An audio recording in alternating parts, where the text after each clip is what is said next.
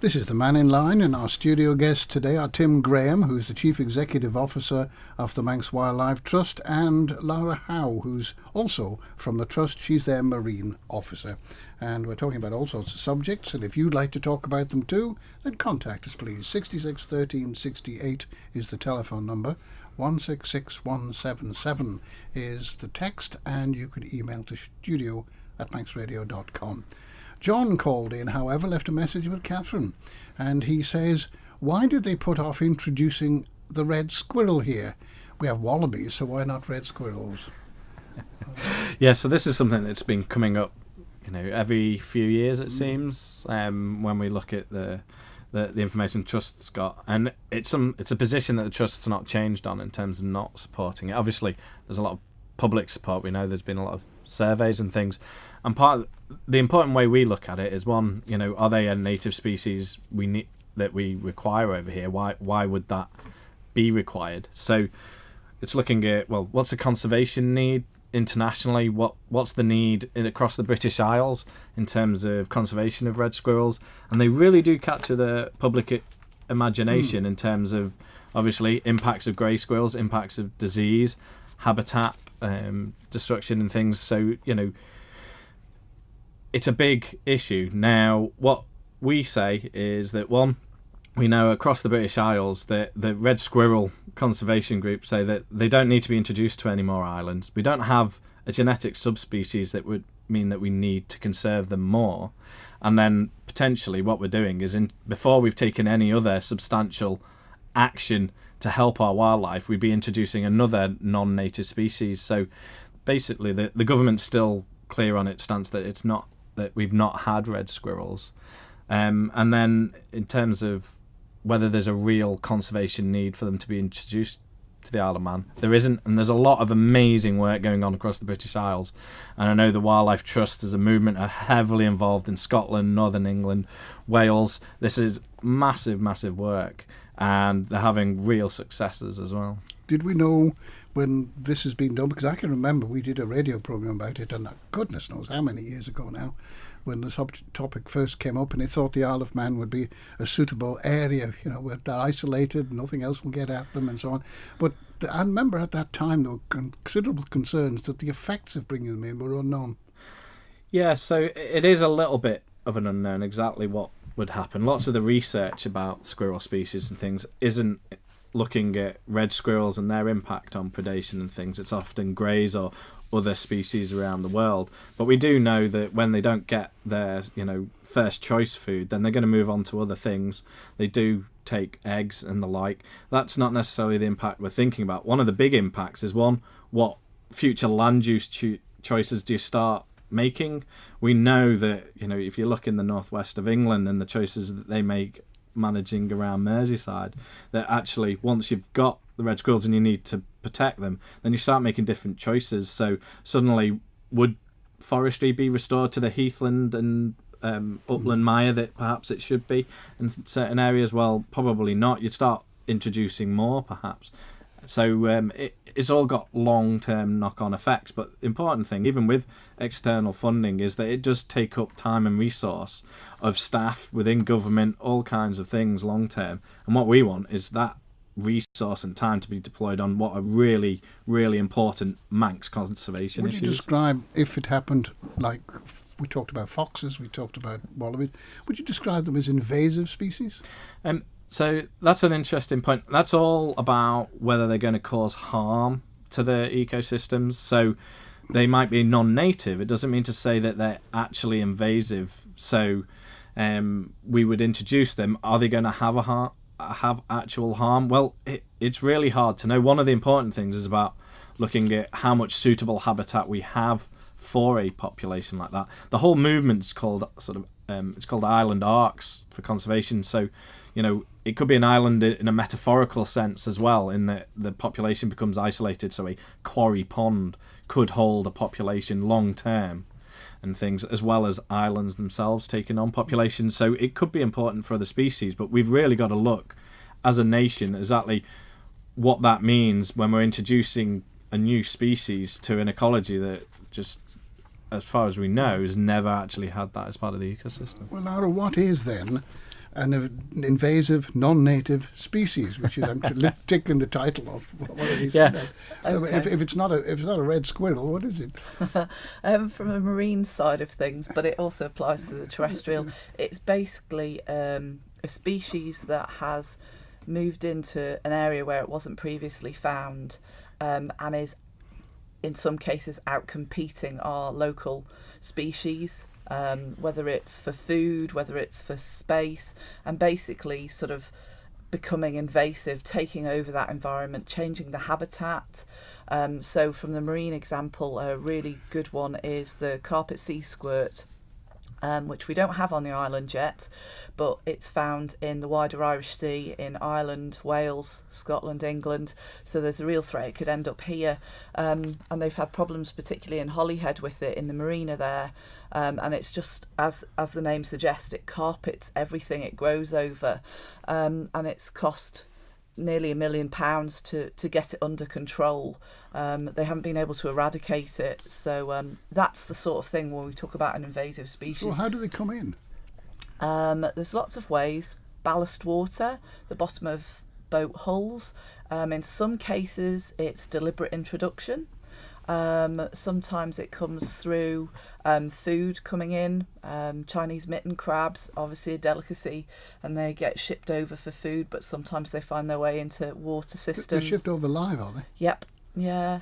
So there's lots of different ways that they can arrive in our environment. So that's how the crayfish got into some of the British waters, didn't the American crayfish? Yeah, Yeah. but and that might have even been linked to government holding pens or something like that, if I remember right. They got out. And they got out. Yeah. It wasn't the same as, the story about mink, where animal rights activists started releasing them from all the mink farms and things. But it's those kinds of species where you really start seeing massive impacts that often are just beyond resource to eradicate as well. So it does become just talk of control, and they can have obvious economic effects as well, because if it starts impacting marinas or something like that, that's going to affect tourism, commercial fisheries. Well. Yeah, and it's an unknown. So an unknown but possibly large economic effect means that we should take the preventative measures. Well, I just mentioned a dub pond near my place, and I believe that there have been in it, whether there are at the moment, I know, carp and perch, which are not natural fish in the Manx rivers, as I understand it.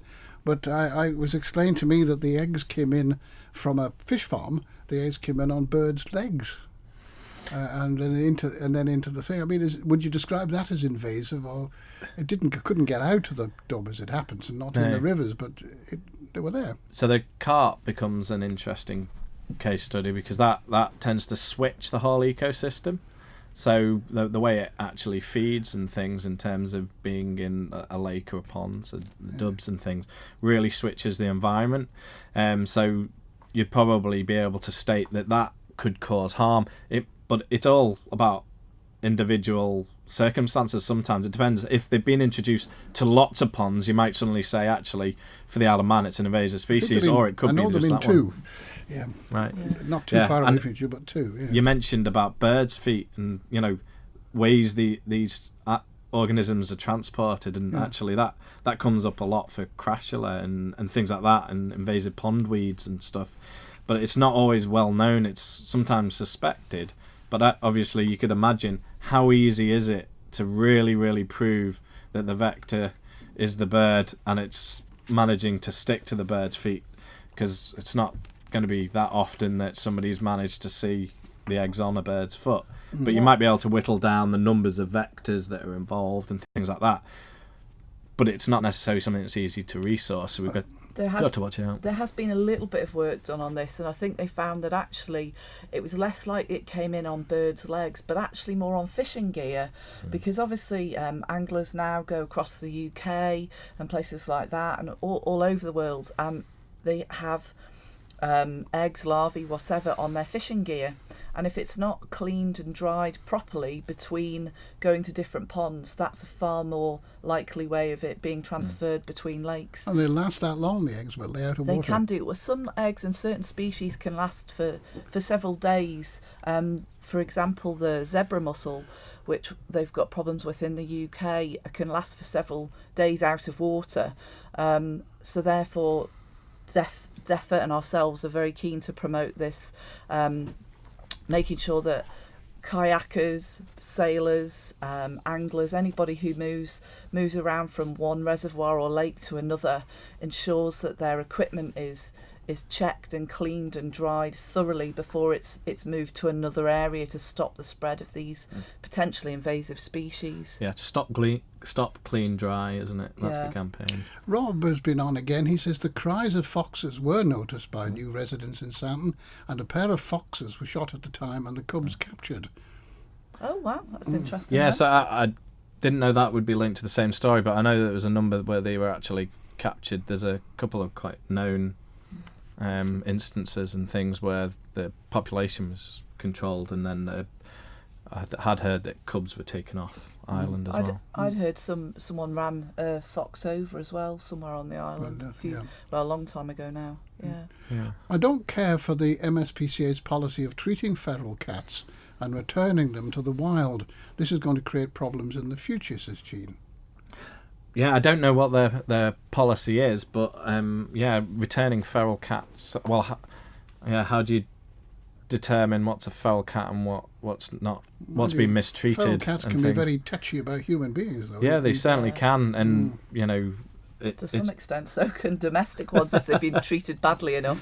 Yeah, definitely, and we do know that they do have impacts out there. So it'd be a shame if they are all getting released back out. Now, you talked about various centres you've got, wildlife areas and reserves, but a huge amount of the land of the Isle of Man is owned and operated by farmers.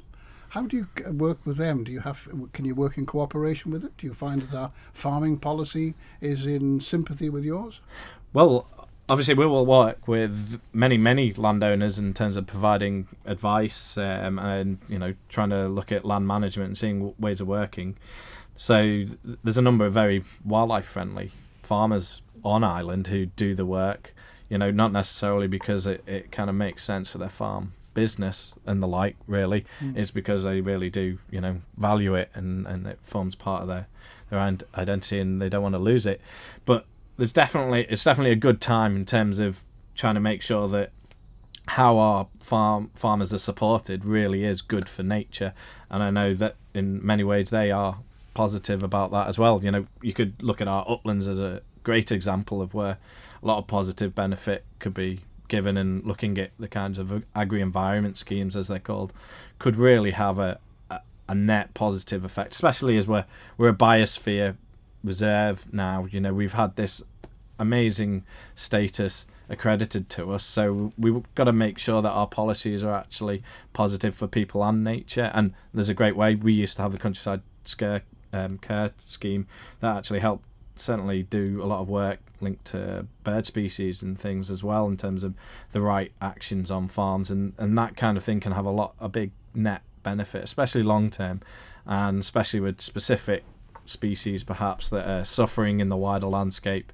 And then it could be things like our wetlands, helping keep the water in the natural systems, mean that we don't have to deal with it in terms of flooding areas. And hedgerows, yes. Oh yeah, hedgerows, species moving through the landscape and things as well. Okay. Now we've got 2 calls come in and we've got very little time to go, so let's see if we can deal with them both.